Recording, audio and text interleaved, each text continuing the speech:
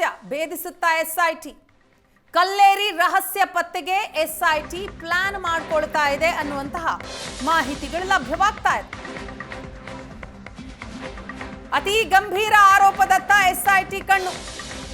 13 ಸ್ಪಾಟ್ಗಳ ಬಳಿಕ ಶೋಧದ ನಂತರ ಕಲ್ಲೇರಿ ರಹಸ್ಯ ಭೇದಿಸುತ್ತಾ ಎಸ್ಐಟಿ.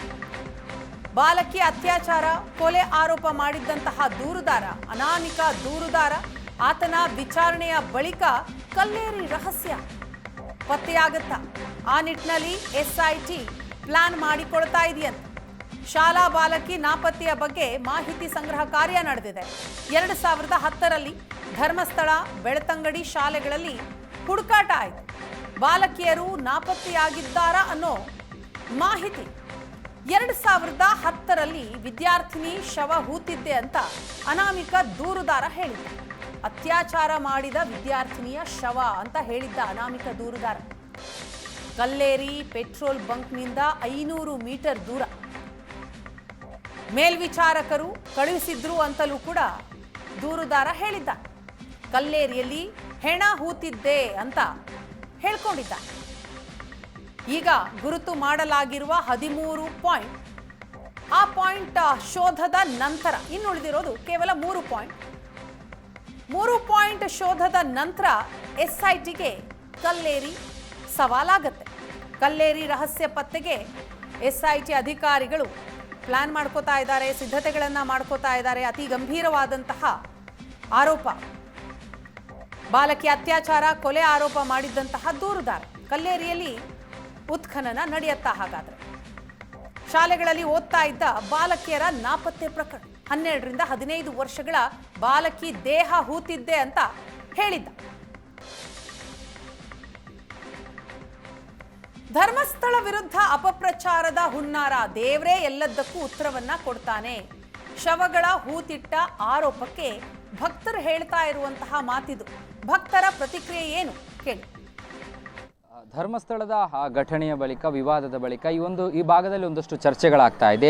ರಾಜ್ಯದ ಅನೇಕ ಕಡೆಗಳಲ್ಲಿ, ದೇಶದ ಅನೇಕ ಕಡೆಗಳಲ್ಲಿ ಈ ಬಗ್ಗೆ ಚರ್ಚೆ ಆಗ್ತಾ ಇದೆ. ಇದು ಇವತ್ತು ವಾರಾಂತ್ಯದ ಹೊತ್ತಿನಲ್ಲಿ ಧರ್ಮಸ್ಥಳದಲ್ಲಿ ಸಹಜವಾಗಿ ನೀವು ನೋಡಬಹುದು, ನನ್ನ ಹಿಂಭಾಗದಲ್ಲಿ ಭಕ್ತರ ಸಂಖ್ಯೆಯಲ್ಲಿ ಬದಲಾವಣೆಗಳಾದಂತೆ ಕಾಣ್ತಾ ಇಲ್ಲ.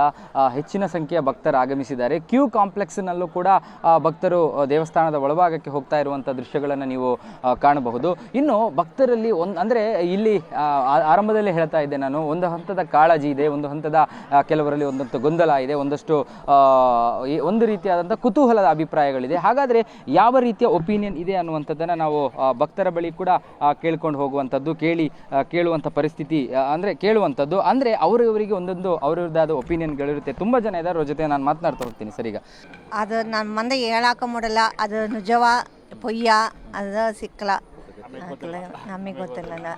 ಇವಾಗ ಇಲ್ಲಿ ಏನು ನಡೆದಿದೆ ನೋಡಿ, ಅದ್ರ ಬಗ್ಗೆ ನಾವು ಏನು ಮಾತಾಡೋದು ತಪ್ಪಾಗತ್ತೆ. ಅದಕ್ಕೆ ಆ ದೇವರೇ ಏನಂತ ಒಂದಿನ ಉತ್ತರ ಕೊಡ್ತಾರೆ ದೇವರು. ನಾವು ಅದಕ್ಕೋಸ್ಕರ ಕಾಯ್ತಾ ಇದ್ದೇವೆ. ಇನ್ನೊಂದು ಯಾರು ಏನೇ ಬೇಕಾದರೂ ಮಾಡಲಿ ಸರ್, ನಮಗೆ ನಮ್ಮ ಧರ್ಮ ಮತ್ತು ನಮ್ಮ ದೇವಸ್ಥಾನ, ನಾವು ಕಾವಂದ್ರನ್ನ ಯಾವತ್ತೂ ನಾವು ಬಿಟ್ಕೊಡೋದಿಲ್ಲ ಅಷ್ಟೇ. ದೇವಸ್ಥಾನದ ಬಗ್ಗೆ ಕೆಟ್ಟದ್ದು ಮಾತಾಡ್ತಾ ಇದ್ದಾರೆ. ಬಟ್ ನಾವು ಏನು ಹೇಳೋದು ಸರ್ ಹೇಳಿ, ಇಲ್ಲಿ ಬೇರೆ ಬೇರೆ ಪಂಗಡದವರೆಲ್ಲ ಬಂದು ಸೇರ್ಕೊಂಡಿದ್ದಾರೆ. ಆ ಒಂದು ವಿಷಯ ಡೌಟ್ ನಮ್ಗೊಂಚೂರು ಡೌಟ್ ಇದೆ ಅದ್ರ ಬಗ್ಗೆ ಅಲ್ವಾ. ನಮ್ಗೆ ಡೌಟ್ ಇದೆ ಇದನ್ನು ಗೌರ್ಮೆಂಟಿಗೆ ಕೊಡಬೇಕಂತ ಒಂದು ಜನರದ್ದು ಒತ್ತಾಯ. ಏನಾದರೂ ಮಾಡಿ ಗೌರ್ಮೆಂಟಿಗೆ ಕೊಡಬೇಕಂತ ನಾವು ಹೇಳೋದೇನು ಗೊತ್ತಾ ಸರ್, ಈಗ ಏನಿದೆ ನೋಡು ಅದೇ ನಮಗೆ ತುಂಬ ಒಳ್ಳೆಯದು. ನಮಗೆ ಏನು ಪ್ರಾಬ್ಲಮ್ ಇಲ್ಲ. ಎಷ್ಟು